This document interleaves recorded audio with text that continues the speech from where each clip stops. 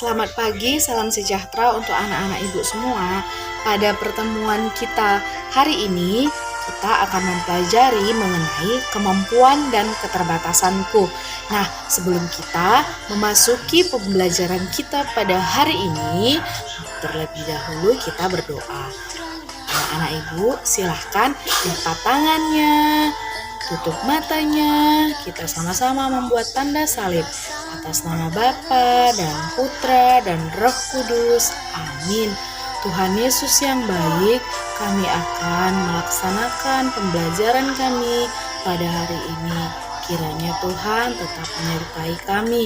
Terima kasih Tuhan. Amin. Atas nama Bapa dan Putra dan Roh Kudus. Amin. Anak yang baik sekalian, materi kita pada hari ini adalah kelebihan dan kekurangan. Kelebihan dan kekurangan merupakan anugerah dari Tuhan yang harus kita syukuri di dalam hidup kita. Nah, apakah yang dimaksud dengan kelebihan dan kekurangan? Kita pertama-tama memahami dulu apa itu kelebihan. Kelebihan itu adalah sesuatu yang ada dalam diri kita yang diberikan oleh Tuhan. Contohnya apa, Bu? Misalnya si Kevin pintar bernyanyi. Itu merupakan kelebihan yang dimiliki si Kevin karena kelebihan itu dari suaranya. Lalu kelebihan lain seperti apa lagi? Kelebihan lain bisa pintar bermain musik, pintar bermain bola, pintar dalam berhitung, dalam hal matematika, dan masih banyak lagi kelebihan-kelebihan setiap orang. Nah, sekarang coba kalian sebutkan dari dalam hati kalian saja ya. Apa sih kelebihan yang kalian miliki? Kelebihan itu apa hanya satu, Bu? Boleh lebih dari satu. Bisa pintar bernyanyi dan menari. Bisa juga pintar bermain musik. Tidak hanya satu alat musik, lebih dari satu. Itulah kelebihan. Nah, sekarang kita masuk ke dalam kekurangan. Apa yang disebut dengan kekurangan? Kekurangan itu adalah sesuatu yang ada dalam diri kita yang membuat kita terkadang tidak percaya diri. Misalnya rambutnya keriting, sementara teman-temannya rambutnya lurus. Jadi membuat dia tidak percaya diri. Apalagi yang lainnya. Misalnya kekurangannya itu adalah pendek, terlalu gemuk, hidungnya pesek kayak ibu. Jadi membuat tidak percaya diri dan merasa jelek. Tapi anak-anak ibu sekalian, baik kelebihan maupun kekurangan itu semua merupakan anugerah karunia yang diberikan Allah kepada kita. Baik kelebihan maupun kekurangan haruslah tetap kita syukuri. Dan satu hal lagi, kemampuan yang kita miliki harus kita kembangkan, harus kita tingkatkan agar menjadi yang terbaik dari diri kita.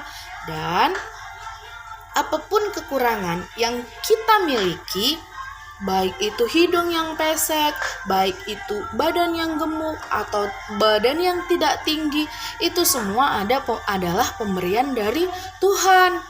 Tuhan memberikan itu kepada kita karena Tuhan sayang kepada kita, bukan karena tidak sayang. Dan kalau itu adalah pemberian dari Tuhan, baiklah kita mensyukurinya, menyayanginya, memeliharanya. Itulah yang dinamakan anak yang baik. Nah, setelah tadi anak-anak ibu sudah memahami pengertian dari kelebihan dan kekurangan, maka sekarang kita sama-sama membuka Alkitab kita dalam Perjanjian Baru, yaitu Roma 12 ayat 1 sampai 10. Roma 12 ayat 1 sampai 10. Karena itu, saudara-saudara, demi kemurahan Allah, aku menasehati kamu supaya kamu mempersembahkan tubuhmu sebagai persembahan yang hidup, yang kudus, dan yang berkenan kepada Allah. Itu adalah ibadahmu yang sejati. Lanjut ayat yang kedua. Janganlah kamu serupa dengan dunia ini, tetapi berubahlah oleh pembaharuan budimu, sehingga kamu dapat membedakan mana kehendak Allah, apa yang baik, yang berkenan kepada Allah, dan yang sempurna. Lanjut ayat yang ketiga. Berdasarkan kasih karunia yang dianugerahkan kepadaku, aku berkata kepada setiap orang di antara kamu, janganlah kamu memikirkan hal-hal yang lebih tinggi daripada yang patut kamu pikirkan, tetapi hendaklah kamu berpikir begitu rupa, sehingga kamu menguasai diri menurut ukuran iman yang dikaruniakan Allah kepada kamu masing-masing. Lanjut ayat berikutnya. Sebab sama seperti pada satu tubuh, kita mempunyai anggota, tetapi tidak semua anggota itu mempunyai tugas yang sama. Lanjut ayat berikutnya. Demikian juga kita, walaupun banyak, adalah satu tubuh di dalam Kristus, tetapi kita masing-masing adalah anggota seorang terhadap yang lain. Lanjut ayat berikutnya. Demikianlah kita mempunyai karunia yang berlain-lainan menurut kasih karunia yang dianugerahkan kepada kita. Jika karunia itu adalah untuk berbuat, baiklah kita melakukannya sesuai dengan iman kita. Lanjut. Jika karunia untuk melayani, baiklah kita melayani. Jika karunia untuk mengajar, baiklah kita mengajar. Lanjut. Jika karunia untuk menasehati, baiklah kita menasehati. Siapa yang membagi-bagikan sesuatu, hendaklah ia membagikannya dengan hati yang ikhlas. Siapa yang memberi pimpinan, hendaklah ia melakukannya dengan rajin. Siapa yang menunjukkan kemurahan, hendaklah ia melakukannya dengan sukacita. Hendaklah kasih itu jangan pura-pura, jauhilah yang jahat dan lakukanlah yang baik. Hendaklah kamu saling mengasihi sebagai saudara dan saling mendahului dalam memberi hormat. Segala kemampuan yang kita miliki bukan menjadikan kita menjadi pribadi yang sombong, angkuh, dan menganggap remeh kepada orang lain, tetapi kemampuan yang kita miliki itu menjadikan kita menjadi lebih baik lagi dan mampu menolong sesama kita, supaya kemampuan yang diberikan Tuhan kepada kita dapat bermanfaat kepada orang lain. Itulah salah satu cara untuk mensyukuri kemampuan yang diberikan Tuhan kepada kita. Sementara kekurangan yang kita miliki, baik dari badan yang tidak sempurna, jangan dijadikan sesuatu yang membuat kita marah kepada Tuhan atau membuat kita menjadi tidak mencintai Tuhan.